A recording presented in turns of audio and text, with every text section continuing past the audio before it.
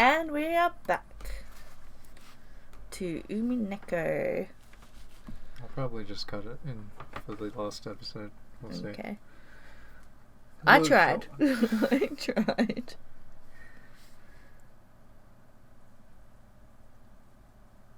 Right. Kitty is lured out for some reason. Because she's smart. Because she's smart. She got the brain power. She's got the brain power to go out into a storm while there's a murderer on the loose. Well, maybe she thought she could solve the murder. Or maybe she figured out the epitaph. Because the other siblings don't know that the epitaph has been found by two of them.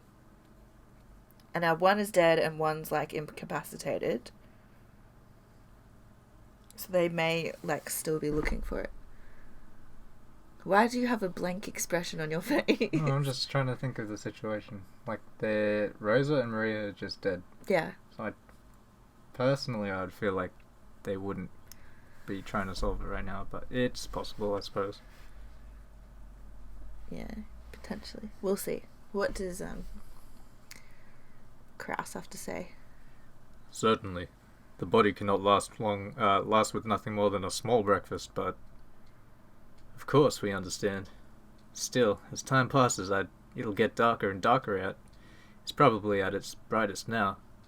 It's the most convenient time. Only about an hour has passed since Rosa-san was attacked. This is simply too reckless. It was only natural that Natsuhi was yelling about recklessness. After all, Rudolph had said he was going to the mansion to get food. Certainly, on top of their fatigue, their hunger was tormenting them. In the beginning, a mild level of hunger had been just what they needed to fight off drowsiness. However, it now just made their minds hazy, since it was still only midday and their bodies felt like they were reaching their limits. The thought of going to the kitchen in the mansion and bringing back some food certainly was attractive. I am opposed to this. It may be a little rough, but we definitely shouldn't leave this place. Don't worry about us, but it would pain my heart to keep the children hungry. I must be responsible as a parent. Dear, now that father is dead, you are the Ushiyumiya family head. It is not permissible for you to take on such a danger. You're right. It's like Natsuhi says. Kraus-san, you should remain here as our leader. Then who will go to the mansion? I think it should be Kirie and me, and Hideyoshi-san too. Hideyoshi-san and I have guns. They shouldn't be able to lay a hand on us that easily. Rosa-sama also had a gun, but she was attacked. Won't it be dangerous? When I went out to check on Rosa and Maria-chan, I had a gun, but I was alone. And yet I wasn't attacked. Maybe they'll be cautious if their opponent is a man. We'll have 2 men, and even 2 guns. Those 2 will act as guards, and I'll transport our cargo using a cart. I believe the situation will be significantly different than it was for Rosa-san. If you're counting on me, 'cause I'm a man, I'd be happy to help. I may not look it, but I'm built up pretty strong from pushing food stands around. Leave the heavy lifting to me. You men can devote yourselves to guarding. There's a folding cart in the servant room, and using that I should be able to handle carrying the food.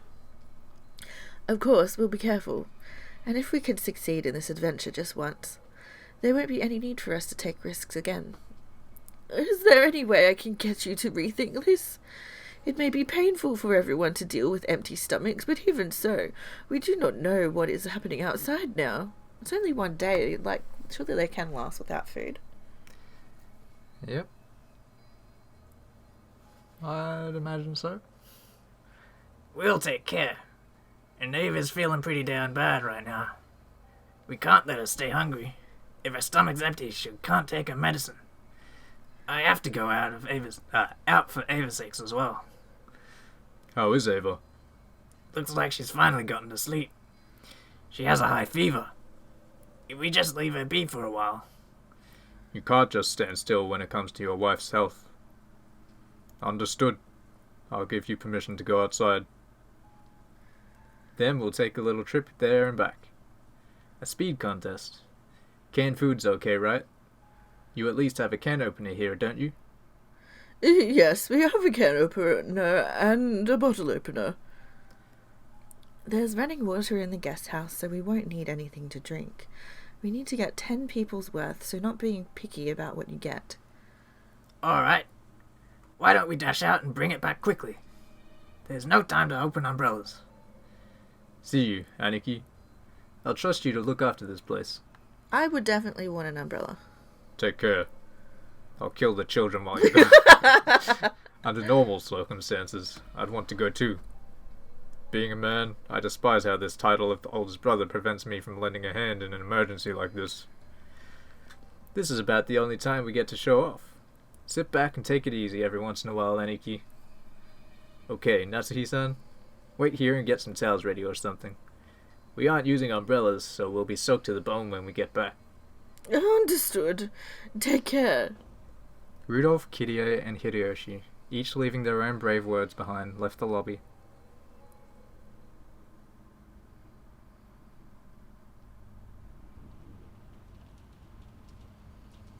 Compared to the time Rosa and Maria had gone outside, the winds were much stronger.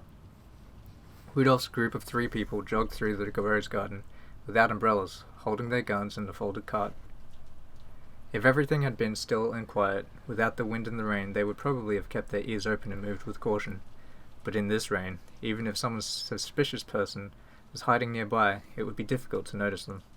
Because of that, it had been Rudolph's plan to instead dash through the dangerous area. If there was a chance that their opponent was equipped with a gun, They'd all be dead. walking slowly with their guard up would only make them targets.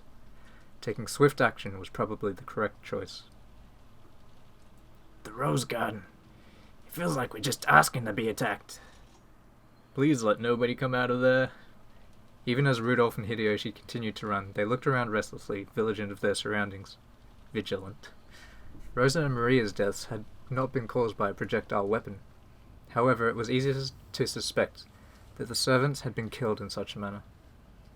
Will they come flying out of the dark, or will they take careful aim and snipe from the shadows? Either way, they couldn't relax their tension for even an instant. But even so, when they reached the overhang in front of the entrance to the mansion and escaped the reach of the raindrops, they felt themselves breathing a sigh of relief. No problems from the first step. Unlike how it was for Rosa-san. Maybe they can't get their hands on us easily. I'd like to believe that. Kirie, unlock the door while we keep a lookout. Sure. Returning home to the mansion with a pair of SPs makes me feel just like an executive. If we had a welcoming party of servants with a red carpet, it'd be perfect. A welcoming party, huh? You never know. Be careful. As the two cautiously surveyed their surroundings, Kirie unlocked the entrance with the master key she had been given. It's open. Hideyoshi-san, could you take the front? I'll keep an eye on the rear. Understood. Kirie-san, try not to move from my shadow. Okay, let's break in. Rear guard, roger that, cover. Men. Even in a situation like this, you're just playing around, aren't you? Give it up, that's how men are. Seriously though, that stench is awful. It felt like the air in the mansion was stagnant with the gloomy silence, and on top of that it was still thick with the stench from Kinzo's burnt corpse in the boiler room, and they were struck with an uncontrollable desire to leave the mansion. No problems in the front. Just a short dash to the kitchen. Let's finish this quickly and head home. This suit'll get fumigated with Dad's stench. The 3 of them dashed towards the kitchen.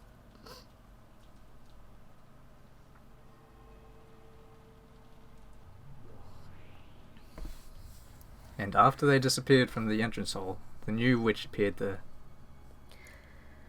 They were lured out just as planned. Just as planned, they got caught in my trap. The witch grinned. Thinking about it now, no matter how unbearable their hunger had grown, it hadn't even been a few hours since Rosa and Maria had been attacked and had lost their lives. In that case, why had they needed to recklessly leave the guest house? Until that question could be dealt with, the only answer was that they had been called out by the witch's magic. What reckless people. They'll never leave this mansion alive. Seal yourself, lock. Seal yourself, mansion. The instant she proclaimed that, the mansion was sealed off into a separate world. Unless her barrier was undone, no longer would anyone be able to exit this mansion or enter it. Spectacular. To think that even though barely half a day has passed since you succeeded the Endless Witch, you can use magic this well. That talent surprises me. It's almost as though you were born a witch. Well, I have been a witch since the time of my birth. Who taught you how to blink? That's what using magic is like for me. What a fearsome person. The witch's face twisted with brutality. She just couldn't help looking forward to toying with someone's life again. Well then. Yeah. First up is Rudolph and Kyrie, but in what cruel way should I kill them? If you don't mind me saying, your predecessor, Summer, has left instructions that you are to restrain yourself from committing murders of unnecessary cruelty. And there is an etiquette for offering the sacrifices from the fourth twilight onwards. For that, you must borrow the power of the Seven Sisters of Purgatory. Oh, really? Now that you mention it, that's right. I could only play as I like with that second twilight. Boring. Just when I thought I could play to my heart content like I did with Rosa. But that only counts for how they're killed in the end, right? Meaning? I could just kill them however I want over and over again and then revive them, right? And then follow the epitaph during the last time I kill them, right? So in the end, no matter how I play, it isn't a problem. Who'd act well behaved with an entertaining power like this? Her absurd argument was, for an endless witch, an extremely valid one. The etiquette that controlled the manner of killing the sacrifices of the fourth twilight and onward was represented by lines like gouge the head. However, that referred to the way those people died in the end. In other words, in the process leading up to that, she was free to tease and kill them however she wanted. She just had to keep on reviving them, and follow the rules only when she killed them the final time. Though Ronave felt that her innocent cruelty was part of her talent as a witch, he was beginning to notice an innately brutal side of her. They do say that apprentices are the most brutal of witches, and now I see this may be true.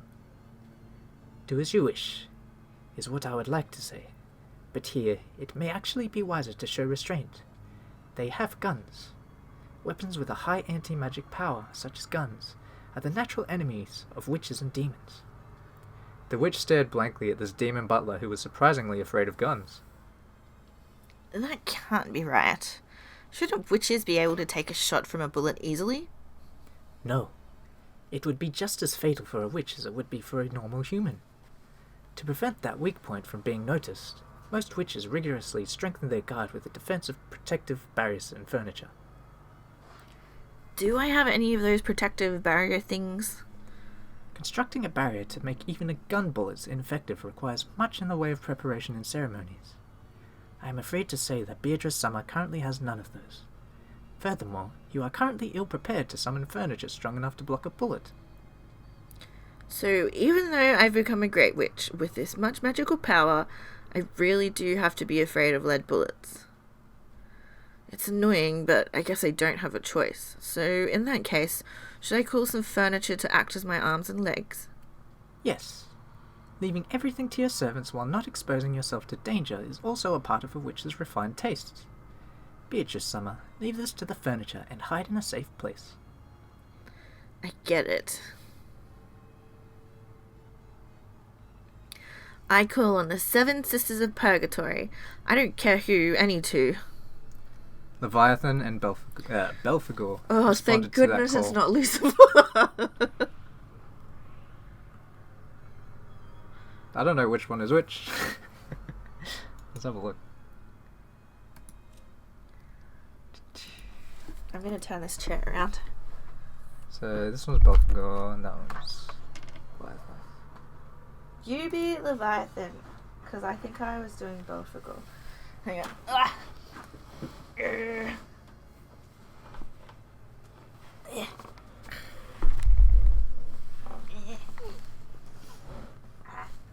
stuck. What are you doing? It's gonna be more comfy for me this way. I don't believe that. It's better. I can do this. Leviathan of Envy, right here. Belphegor of Sloth, right here. I want to be slow. Show me your power. Your targets are Rudolph and Kirie. Don't attack Hideyoshi. Come on, show me just how cruel you can be, furniture. My apologies, but we have received orders from predecessor summer to refrain from unnecessary cruel actions. But I think the predecessor summer's orders does give us some leeway to tease them. Do you still want to go through with it? I get it, I'll compromise. Don't let them die easily. Thoroughly corner them and let them taste the fear of death before killing them. Will that be okay, Runaway? Yes, depending on the degree, I do not believe there will be a problem. Then go. Yes, leave it to us. Your opponents are armed with guns. For those such as you, dodging them should be easy, but if you are hit, the wound will be fatal. Proceed with an appropriate level of caution. Don't worry, we aren't that incompetent. The two sisters of Purgatory vanished. Ronave bowed and vanished himself. There are even rules on how to kill them. Why do I have to be constrained by my predecessor summer? It's so rigid and boring. Someone's mowing the lawn. It's really annoying. As the witch looked up at the portrait of the predecessor Beatrice hung in the hall, she cursed.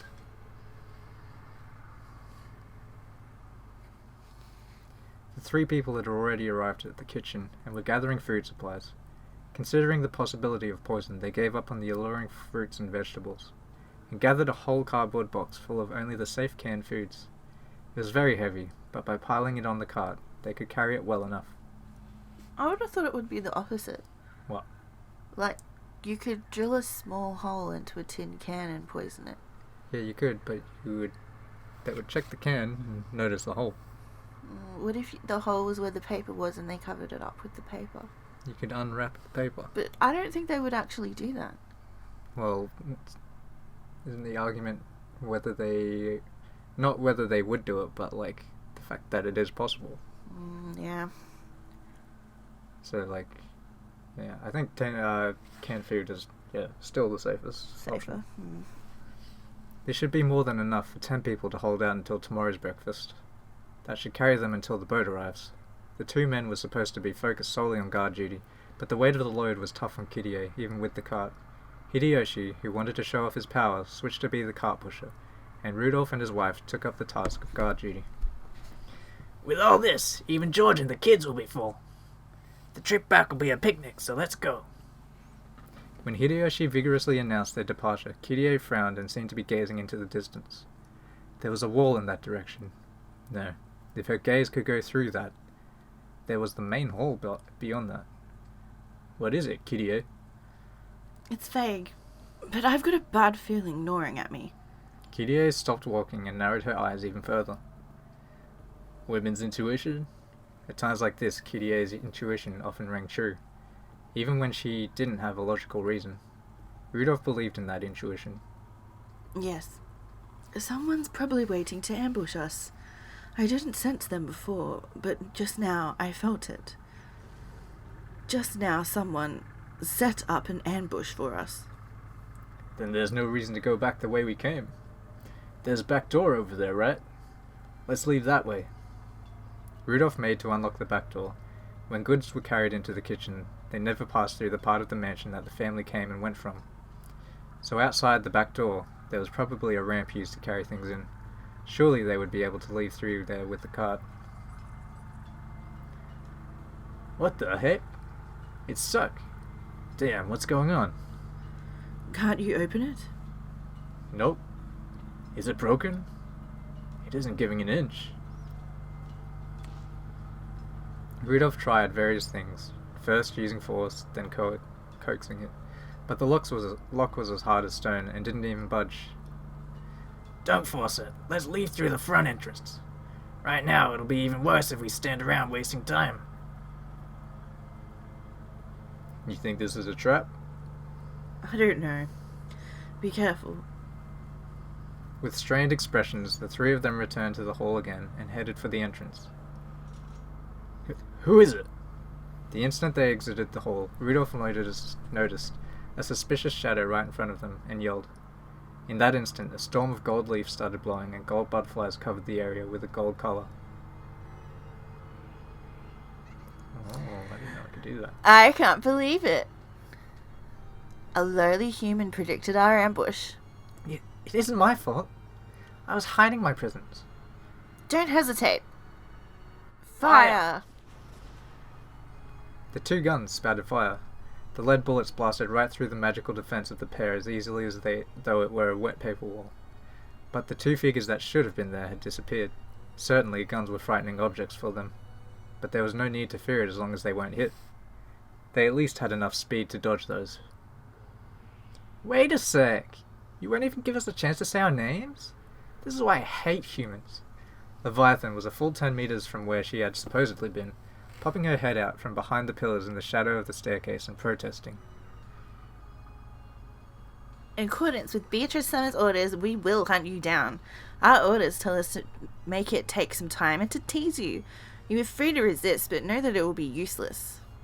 That voice came from overhead. Belphegor could be seen on top of the hall chandelier. Elegantly looking down upon them, she proclaimed their execution with a cruel smile. What are these girls? Forget the cart. We have two opponents, so if we split up, they can't chase all of us. All three of them were well acquainted with the inside of the mansion. In case of a crisis, they had planned to run off in separate directions. Returning to the guest house by breaking windows or leaving through a back door, fighting was forbidden, as long as they could fully escape. In a tight spot, escaping is victory. The three of them ran into the depths of the mansion at full tilt. That pair of furniture calmly watched them go. I'll kill the woman. You take the man. Understood. The furniture in the shadows of the pillars and on the chandelier made their figures explode, and leaving behind only the sound of a hopping beetle knocking against the wall, they pursued their respective targets.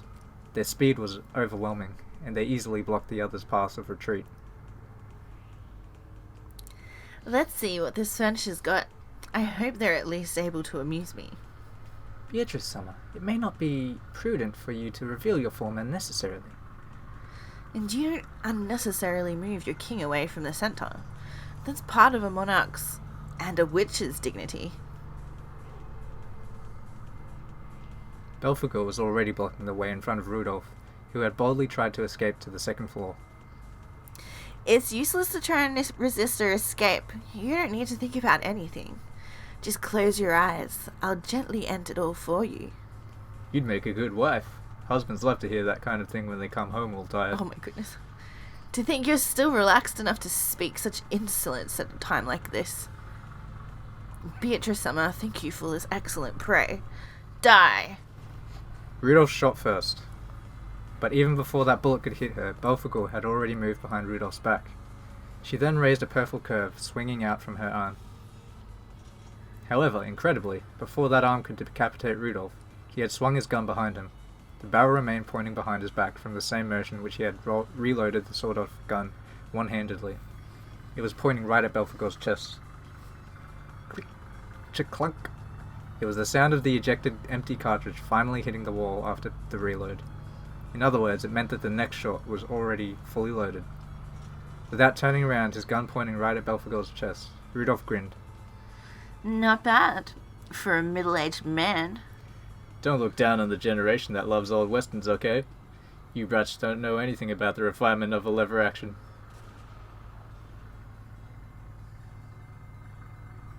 Just like Rudolph, Kyrie was also confronting a demon stake in the first floor corridor. What a moron! You could have just escaped with your husband. You don't know what, do know That was your final farewell just now, right? Don't worry. This kind of thing is my husband's specialty. I'm sure he'll come for me on a white horse soon. Because he's never failed to come and save me when I'm in trouble. Not even when Asuma-san was around. You do remember that, right? His first wife? No. What a happy couple. I'm jealous. I am Leviathan of Envy. Envy itself is my power. My anger, my lifeblood. I agree. Envy is the source of a woman's power. And if that is power, I won't lose to a girl like you. I imagine saying that to the one who governs envy. You actually think I'd let you two be reunited? I'll give you a tragic farewell. The arm Leviathan swung was trailed by a purple curve. It was a magic blade that cut with the power of malice. Kirie blocked it with her gun. Even though the magic blade should have cut through the metal like butter, the gun, with its extremely high magic resistance power, was able to block the blade as easily as if it were a rolled up newspaper. Rapidly, 2 times, 3 times, it blocked all of them.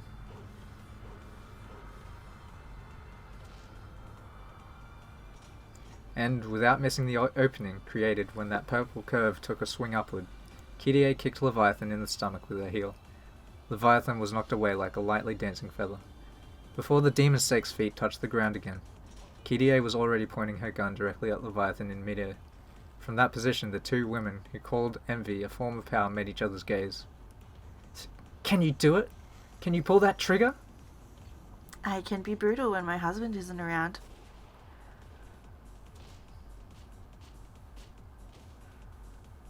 Oh.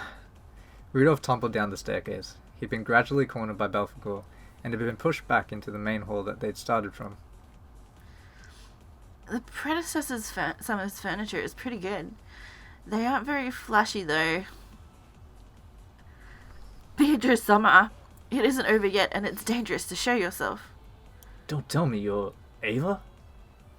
That used to be my name, but it's different now, Rudolph. You don't have to tell me. You're gonna say you're the Golden Witch Beatrice, right?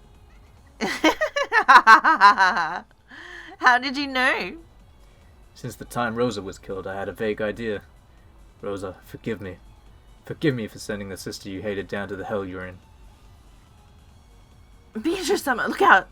Rudolph mercilessly pointed the barrel of his gun at the witch who claimed to have once been his sister, but Belphegor would not permit that and attacked savagely. She dashed away, disappeared, and headed for Rudolph's back. She dodged that shot, and again headed for Rudolph's back, and vanished over and over, instantly moving into Rudolph's blind spots. It was almost like she was a fairy. As she blinked in and out of vision, Belphegor incessantly drove towards Rudolph. Maybe this is kind of fun. Rudolph, let me sit back and watch to see how long your brave efforts last you. At that time, there was a dull tearing sound along with Rudolph's cry of anguish.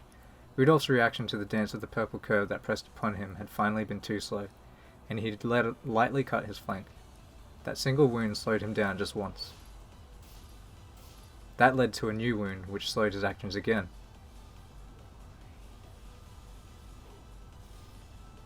Belphegor's dance began to swallow Rudolph whole.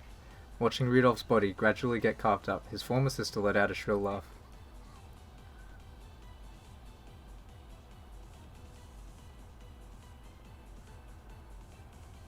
Leviathan could no longer hide her irritation that Kirie hadn't suffered a single fatal wound.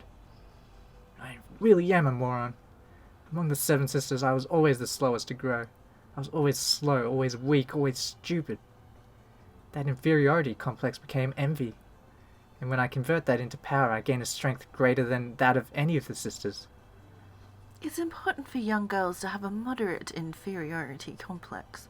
It teaches women about cosmetics and hard work. I don't like having to use the limits of my power against mere humans, but I can turn my envy of your ability to trust completely in your husband into power. I don't like it. Why are you so relaxed when you're fighting for your life? I wonder. I get it. You're fully convinced that your husband will come to your rescue and save you. Isn't it incredible, that trust of yours? It's enough to make me jealous. What kind of trust did we sisters have for each other? We sisters. Okay. The sisters are always looking down on each other, trying to thoroughly lambast each other when things already look bad. I've always been bullied by my sisters. I've always wanted just one person to take my side. So when I see you with a single ally who's completely trustworthy, I feel the strongest envy. That confident expression of utter belief in your husband. I can feel it giving me power. I might even surpass that. The speed of sound. Leviathan turned herself into a stake, and the speed of her flight as she attacked was proportional to the strength of her envy. Since the day my sisters looked down on me, I was jealous from the bottom of my heart of the other 6 who grew quickly. I was jealous for 7 days and 7 nights. You can see the power I gained as a result of my speed. Die, Ishiromi Akirie! The demon stake exposed her true form, leaping about at a terrible speed. The noise from her bouncing off the walls sounded like a machine gun. By now, Kirie probably couldn't tell if it was a single stake or a swarm of beetles flying around and bouncing around.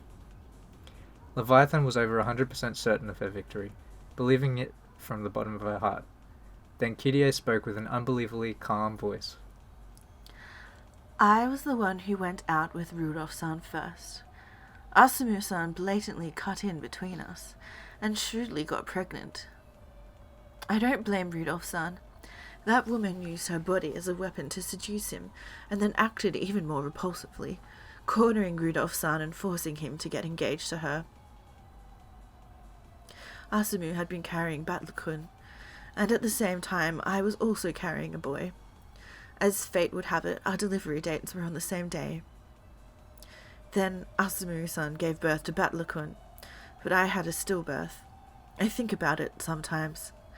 What if Asuma-san had had the stillbirth and I had been the one to give birth? Would Rudolph-san have broken off his engagement and married me? But I couldn't give birth to my child, so until Asuma-san died, and until I got pregnant with Ange, I cursed Asuma-san and was jealous. Let Asuma-san die. Then I want him to marry me. In my envy, I kept cursing like that over and over until Asuma-san finally died. I was certain that I'd use the power of magic to curse and kill Asuma-san, but that didn't quite kill the flames of my envy. Don't tell anyone, okay? Every time I look at Batlakun, I remember that woman.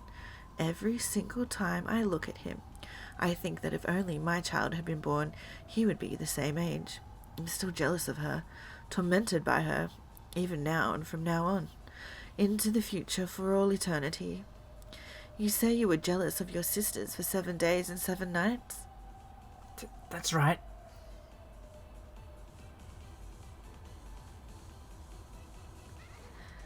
Don't make me laugh, little girl. How could you understand the madness of a woman whose man was stolen from her, and who's burned with envy for 18 years? If Leviathan had the power of 24 hours times 7 days, or 168 hours of speed, then the power that Kirie had piled up was 24 hours in 1 day, 365 days in 1 year, and 18 whole years. Even without counting leap years, that was 157,680 hours.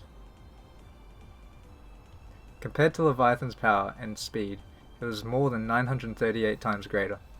So then, even if Leviathan could soar at the speed of sound, 1,225 kilometers per hour, to Kirie's eyes it only looked like 1/938th of that.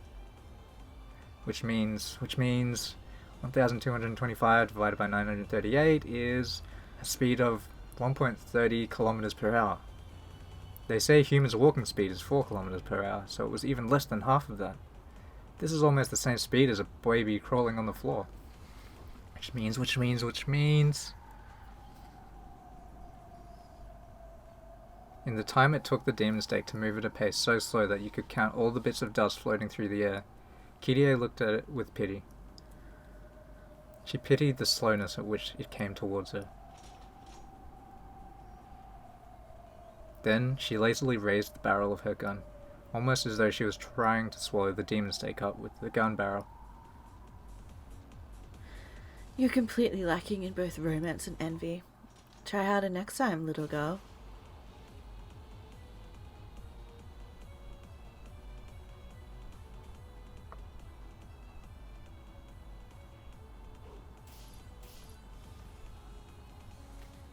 Rudolph, what happened to all that vigour from a couple seconds ago? You're supposed to slice up a fish while it's still flipping around. After it dies, it isn't interesting anymore. That's enough. Why not kill you now? Damn it. I'm surprised you managed to endure this long after being carved up. That's enough. From now on, you don't need to think about anything. I'll steal away your life painlessly. Wait, there's a favor I want to ask. At the very end, I want to do one of those. What do you mean, one of those? You know, that thing you see in all the westerns. We start with our backs together, walk 3 steps, and then bang! Ah, a duel. Very well. If that will satisfy your regrets in this world, I'll accept. Rudolph moved his wound-covered body and turned his back to her. Belphegor responded and turned her back to his. Belphegor had an honest nature that was uncommon in a witch's furniture. Let me warn you, even if you press the barrel of your gun between my eyebrows, I can move instantaneously, even faster than you could pull the trigger, and have that bullet reach my skull. Yeah, I can feel that already. You're faster than a bullet. I have agreed to this out of respect for your courage in challenging me to a duel despite that knowledge. Thank me. Well, you're an honest and principled person. And a good woman. You might just steal my heart away. Let's begin. 3 steps will do fine, yeah? First, 1 step. 2 steps. 3 steps. Is that okay? Yep. And since you still haven't noticed after walking 3 whole steps, it's my victory, miss. What? Ah! Rudolph turned around and fired a bullet. However, Belphegor could easily see through the speed and trajectory of a bullet like that. It should have been no problem at all to dodge it.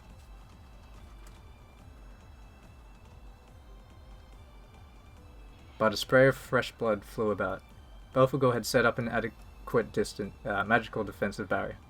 But before an incarnation of anti-magic power, such as that bullet, it was completely meaningless.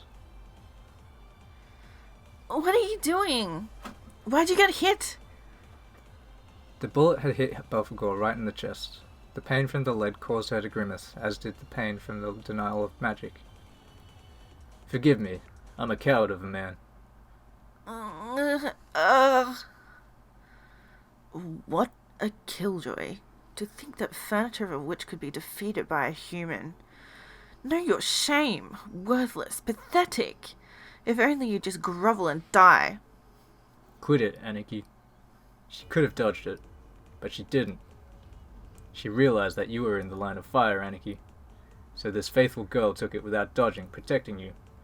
At the very end, she saw that I was pinning the rook and the king. Spectacular. Don't hate me for it. I planned to resign if you noticed it while you were taking those 3 steps. You added those 3 steps out of consideration for me, didn't you? I didn't even try to think about it. I was lazy. You were a good woman. Go to heaven before me and get yourself all made up. I'll definitely come and chat you up. Goodness.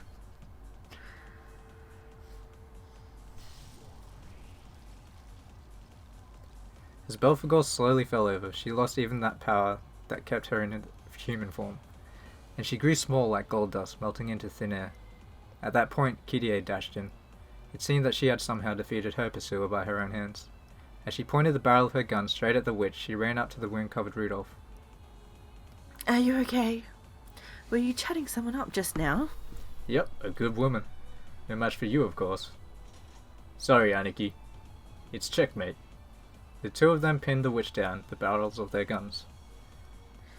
Worthless furniture. To think they'd been beaten by human opponents. Worthless. Stupid. Boring.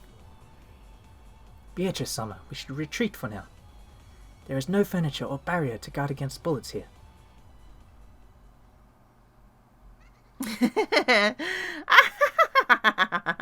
The witch began to let out a muffled laugh. It surprised not only Rudolph and Kyrie, but Ronove as well, because a situation like this with 2 guns pointed at her was not one that even a witch could just laugh off, but the witch laughed with pleasure. Well, it's only natural that the predecessor summer's worn-out furniture couldn't do it. I need to get a new furniture that's suitable for me. I use them out of obligation, but I've always hated second-hand stuff. As she said that, she looked down at Belphegor's remains, which had already finished turning into a pile of gold dust, with disgust. I don't know what you're talking about. Be a good girl and just put your hands up. Then the witch obediently raised her hands. But instead of raising her hands because a gun was being pointed at her, it looked more like she was a conductor facing an orchestra, waving her conductor's baton. Come, arise, furniture suitable for me.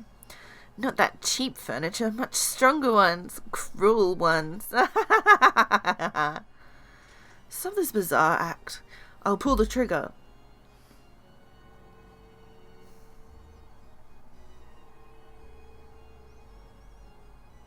In response to the witch's call, the hall was once again buried with the colour of gold. As the brilliantly radiant gold butterflies danced, it felt as though they were being sucked into an ocean of gold leaf. Renove was shocked at that upsurge in magical power. After all, it far surpassed that of his former master. As their eyes were dazzled amidst this golden flash, a gunshot could be heard. Either Rudolph or Kyrie had fired a round. Then, when the golden flash subsided, at the very least the witch was standing there, looking cool and composed. The bullet? Kyrie must have fired it into her, but the witch had not been hit anywhere on her body. There it is. The bullet had been fastened in midair, right in front of the witch's chest. A bulletproof barrier!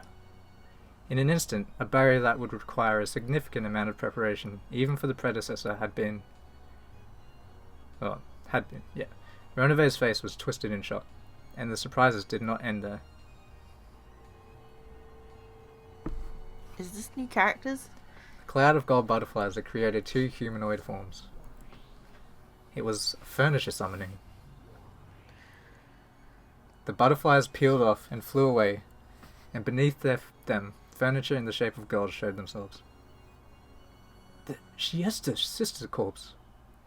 Even the predecessor wasn't able to summon Pendragon's memorial troops on a moment's notice, and to do it so easily. Siesta 410, right here. Chester 45, right here. You two are suitable furniture for me, I take it. From reading a picture book out loud, to going on a date, to shooting down meteorites. We'll take care of anything. If we don't take care of it, Pendragon Summer will get mad at us. Please, your orders, great Lady Beatrice. It's Kyrie. Rudolph-san, let's run for it. We're no match for these ones. Sure. Kyrie definitely heard warning sirens going off in her head, thanks to the same feeling that had alerted her to the ambush by the Seven Sisters of Purgatory. Without hesitation, they escaped. As the witch elegantly watched them leave, she commanded her new furniture. This is an order. Kill the two who ran away. Then bring the corpses back here. I'll bring them back to life and play with them over and over. The witch's expression twisted into an evil smile. Even though she feared that expression, Lucifer appeared and spoke. Forgive my presumption, but the predecessor summer asked that you avoid brutal actions of that sort. When the witch stared at her with those terrifying eyes, Lucifer was struck dumb. She was frustrated. It was so boring not being able to let her own power and cruelty run wild. This annoying furniture of the predecessor kept telling her to show restraint, bringing her irritation to a peak. Oh, it's Lucifer of Pride. Long time no see, yeah? How are you doing? Let's play together again sometime. You mustn't whisper, 410. You'll get in trouble.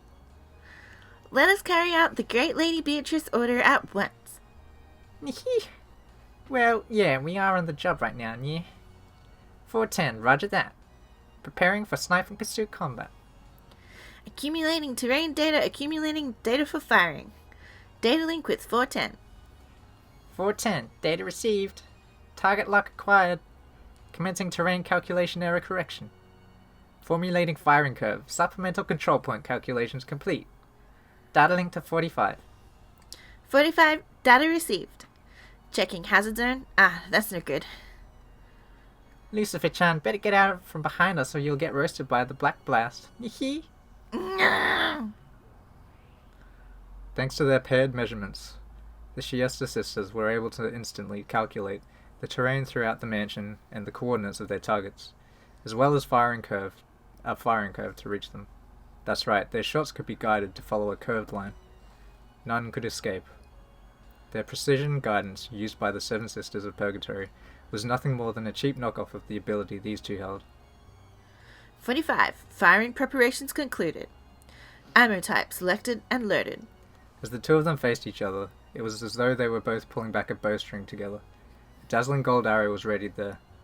410, yee-hee! Firing! After giving that announcement, they released a single arrow together. As the path taken by the gold-sparkling snake of light drew a curve, it followed their direction that Rudolph and Kiria had escaped to in rapid pursuit. It turned through the corridors, crawled over the floor, chasing them as it drew a beautiful curve. Ooh. No one could block the guided shots of the Siesta sisters. No one could escape from them, and their strength could pierce all physical and magical defenses. It was quite a merciless guided weapon of certain death. However, among mythical class soldiers, it was a weapon used by pretty much everyone. It was very commonplace for them, and very extraordinary for those of the everyday world. What the? When he noticed something rapidly chasing them and turned around, the exact position of Rudolph's heart was pierced by the gold snake. It all happened in an instant. Rudolph's son. After the gold snake pierced Rudolph, it swooped down to the floor, drawing a beautiful spiral, and coiled itself around Kiria's legs, and crawled up to her chest. And just like Rudolph, it pierced the exact location of her heart. And all of that happened in an instant. It pierced Rudolph and then Kiria. So they died, dropped to their knees, and fell over at almost the exact same time. What's this? Talk about overwhelming. Ridiculously easy, isn't it? This is the kind of furniture I need. Way different from predecessor Summer's second-hand furniture. Come on, bring their corpses here. I'll keep reviving them until I'm bored, and I'll try killing them in as brutal a way as I can think of. Ah, to think being a witch could be so much fun. That taking a life could be so much fun.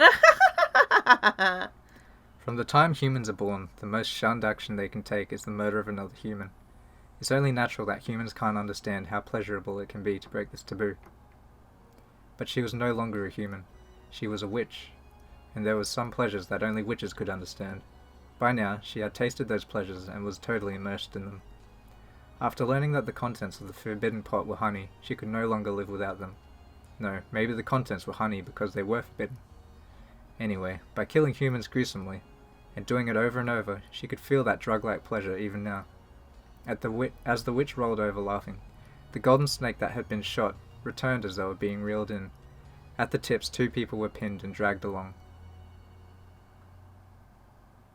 The witch's order had been fulfilled. Rudolph and Kiria had been killed instantly, and their corpses had been carried back. Chesters 45 and 410. Order execution complete. We await your next order, Great Lady Beatrice. Please, your orders. From babysitting to playing online games with you, to shooting down a space shuttle, we'll take care of everything. Hee. It looks like these two are the sacrifices for the 4th and 5th Twilights. So in the end, I'll need those worthless 7 sisters, or are they the 5 sisters now? I need those guys to pierce and gouge the forehead and the chest. But I can do that at the very end, and I'm free to play it any way I want until then, right? Wait. Have you already forgotten what I've told you? To you, Predecessor Summer, do you have any complaints? Of course I do. You're doing whatever you please, aren't you? Why haven't you followed my directions? What's wrong with doing as I please, Predecessor Summer? Anyway, I don't plan on deviating from the rules of the ceremony in the slightest. I'll definitely clean these 2 corpses up later and drive stakes into their forehead and chest. I'm telling you, that is not the problem. If you act so undignified and cruel, some people might take it badly. You mean your opponent in that game, the one you're supposedly fighting against somewhere? Renovate told me. Damn that blubbermouth. Well, to be perfectly honest, that's how it is. If you go a little too far, that person will object, you see? Why can't this person just complain to me directly instead of making you take a message? The coward. Well, this is a resident of a different world from yours. There's no choice but to use me as an intermediary. Well, that's besides the point, but... Which means that this person couldn't interact with me even if they wanted to. And I can't interact with them even if I want to either. Simply put, this is a completely unrelated person from a world that distant, right? Indeed. For example, perhaps you could say these words are like very close parallel lines. The distance between them is quite small, but because the lines are parallel, they will never cross. For now, that should be a convenient way for you to view that world. They never cross? Which means that world has nothing to do with me. If you're speaking for that person when you tell me to show restraint, please pass this message on to them. To them? What should I say? It's none of your business, so disappear, you old hag. If only you just give up and die. What? I'm sorry. Since it was a friend of yours, I just assumed she'd be a woman.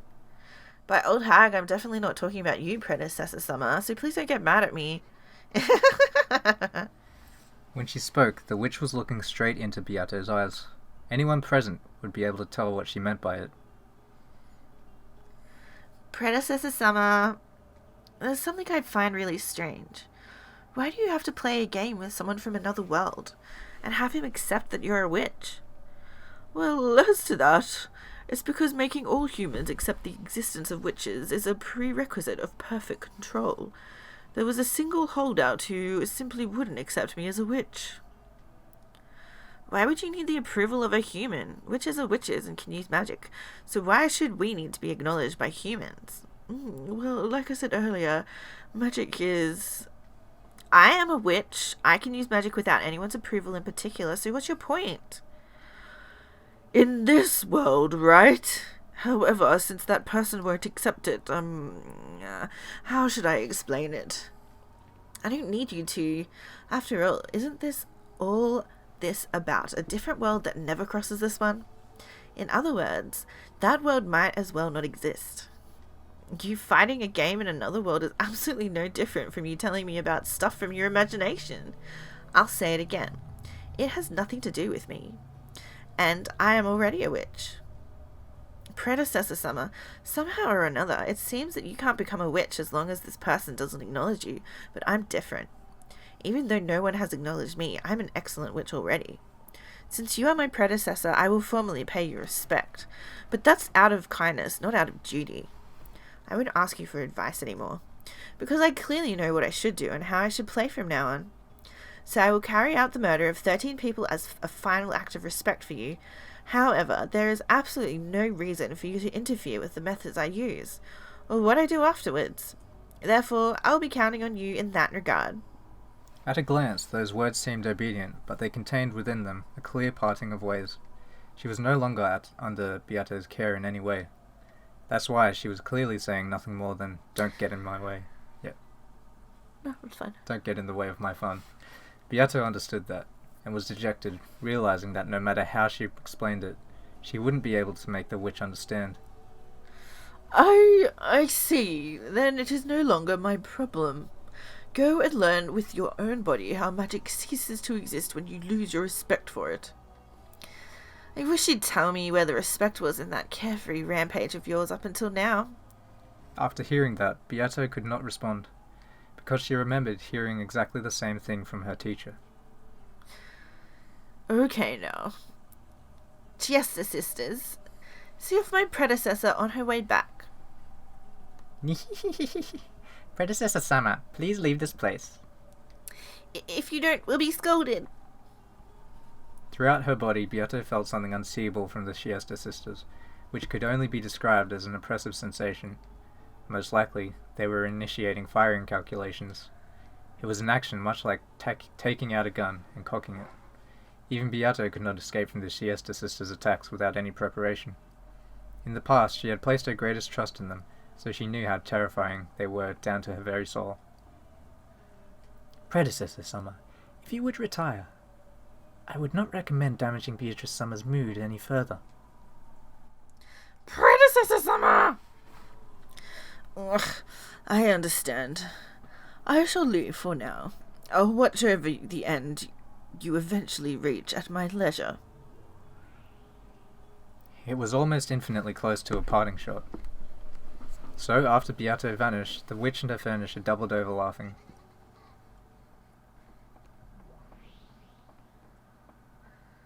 Well, I do understand. The endless power is fun. The joy of freely toying with an extremely limited life cannot be explained to those who have not tasted it. I can understand that feeling of being possessed with a pleasure similar to drugs. It must have been quite fun, judging by your antics in the past.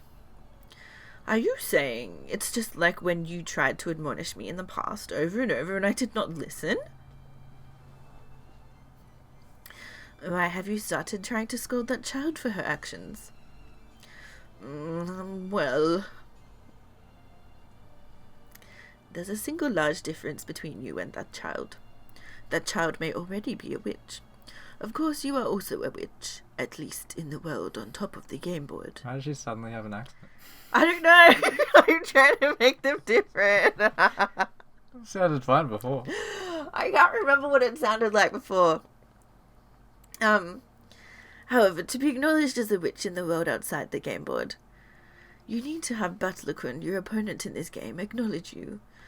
You must have understood that when you started the game.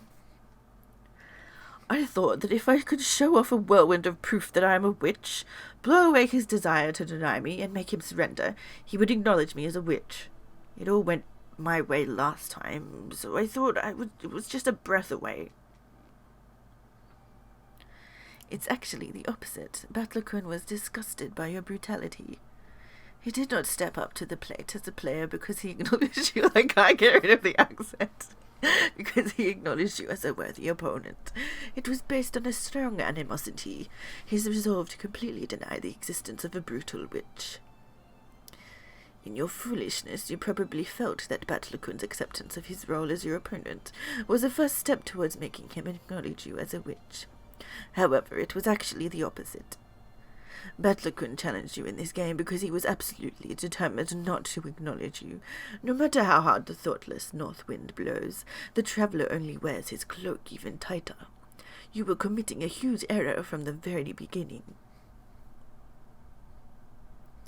This game is not torture to make Batlakun surrender. He's getting stronger. It is a test in which you must try to make Batlakun accept you. Oh, I've vaguely noticed that. The last game was a tough one for Battler. But as it seems you've already noticed, this game is a tough one for you. What should I do from now on? Think about it for yourself. Fortunately, you have already given up your pieces on the game board to the new witch.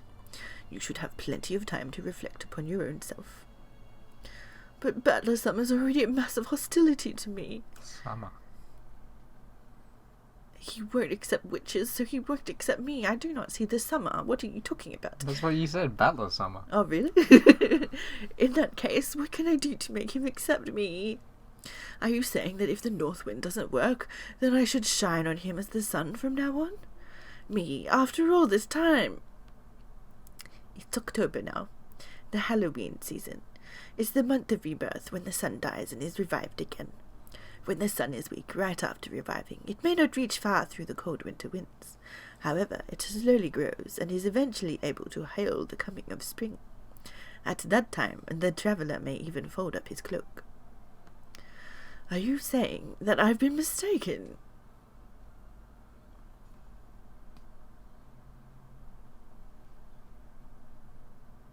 The beautiful hall of the Ushiromiya mansion was covered with a golden sparkle like gold leaf, and stained deep red with thick spurts of blood. The number of deaths given to Rudolph and Kitty had long surpassed anything you could count on both of your fingers and your toes. The witch was breathing so hard her shoulders shook, but it wasn't because she was tired. She just couldn't hide her ragged breaths caused by her still uncontainable excitement.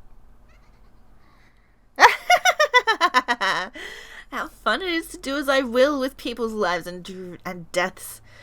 The power of the endless witch, the endless everything I paint with my mind becomes reality. No matter how sloppily I mash them, I can revive them, returning them to normal with just a snap of my fingers. Because in the end, I just have to restore the corpses and follow the epitaph as an afterthought. Hey, you guys, have you ever sliced a stuffed animal's stomach open? Never. What about you, 45? No, I have never done it. My apologies. That's understandable. Normally you wouldn't. Especially not if it was a stuffed animal you liked. But I've always thought about it. I always thought about peeking in and seeing what was packed inside that fluffy stuffed animal I loved. If you cut it and looked inside, your curiosity might be quelled, but the stuffed animal would be broken. So even though you want to see it, you can't. You understand that feeling, right? The power of the endless witch can truly grant that wish. As I am now, I can slice that stuffed animal all I want. And yet, with a bit of magic, I can return it to normal and revive it. In other words, it means I've broken all limitations in this world. As I am doing now, I don't have to hesitate or give up an idea or anything. That joy, there's possibly no one who can understand it. No one other than me, the Golden Witch. As the witch let out a mad war cry, she revived Rudolph and Kyrie again, and faster than they could realize it, she killed them right away. And she made it known that something other than cotton was stuffed inside those two.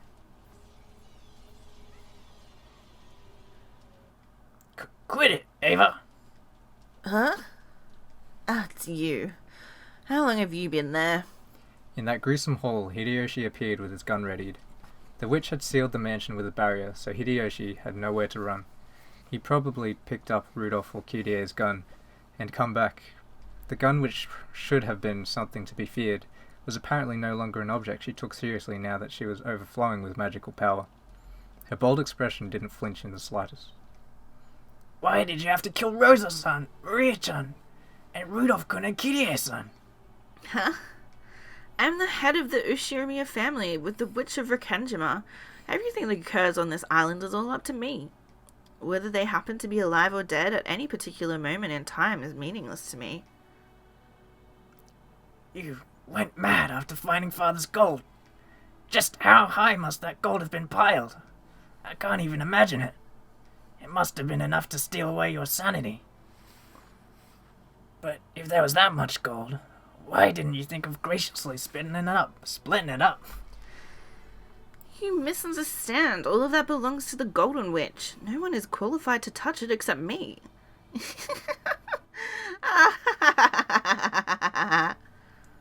What are you? Don't tell me you're that thing Ava told me about long ago. The witch Ava from when she was young.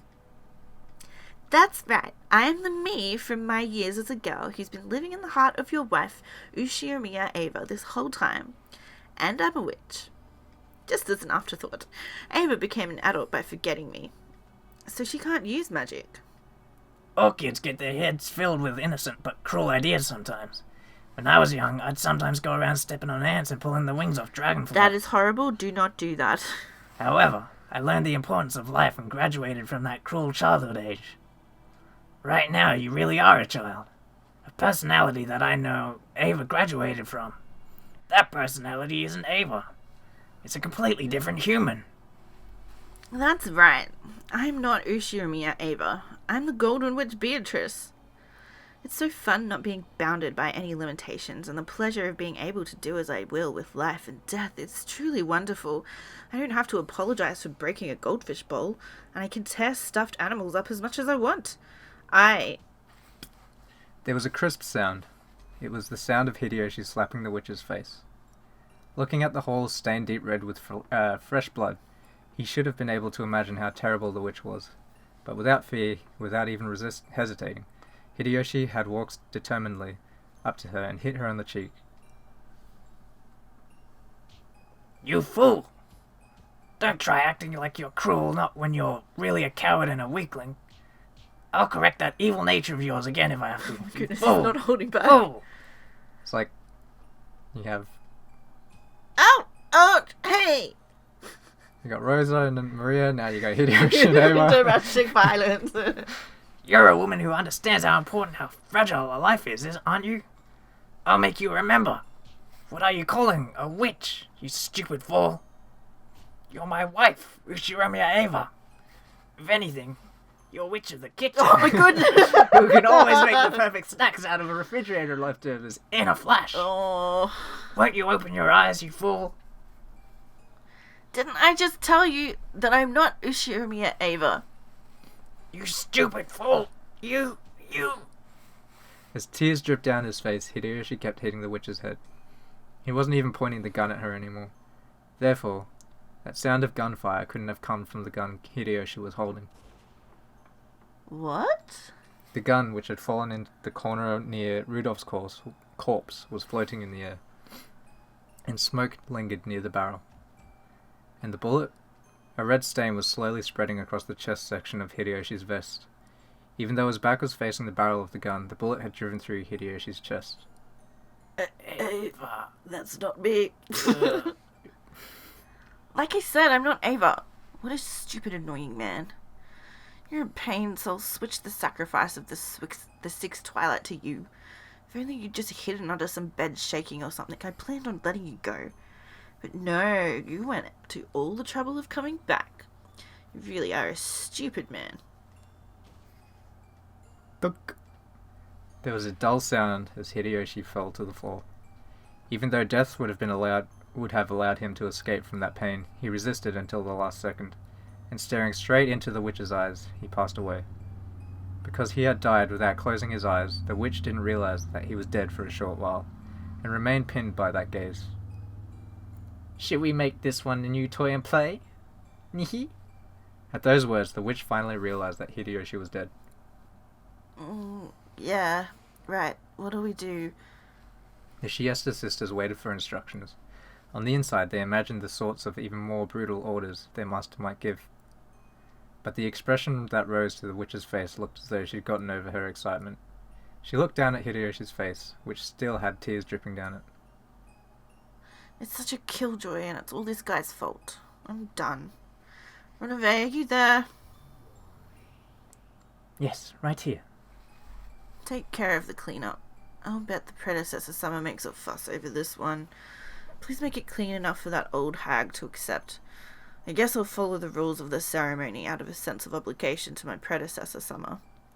Treat these 3 corpses as the 4th through 6th twilights. Lucifer, it's your turn. Lucifer of Pride, right here! Dig into these 3 corpses and gouge them. Into corpses? That's right. Got a problem with that? No. The 7 sisters of Purgatory had their own sort of pride. It was the pride of a hunter, the pride of gouging prey that they had brought down themselves. However, being told to gouge a corpse that someone else had brought down ran contrary to that sentiment. Of course, the witch didn't mean it that way, but for the 7 sisters, it was horribly humiliating. However, they had already screwed this up, with 2 of the sisters defeated, so they had no right to question her. Only Renove appreciated this and rested his hand on her shoulder in understanding. This is an order from Beatrice Summer. Lucifer, carry these 3 and dispose of them, in accordance with the etiquette of the ceremony. Then, when you are done, lend me a hand with the cleanup. Certainly. The witch looked down upon Hideyoshi's corpse as though implying that the now delicate atmosphere was all Hideyoshi's fault. Stupid man. You didn't even have to die. Dear. Dear, where are you? You're there, right? Answer me. The crash of a thunderbolt woke Ava from her nightmare. If Hideyoshi had been gripping her hand at that time, her fearful heart would probably have been instantly healed. However, Hideyoshi, who had supposedly sworn that he wouldn't leave even for a moment, was nowhere to be seen in the room. Dear, answer me. Dear. Wah!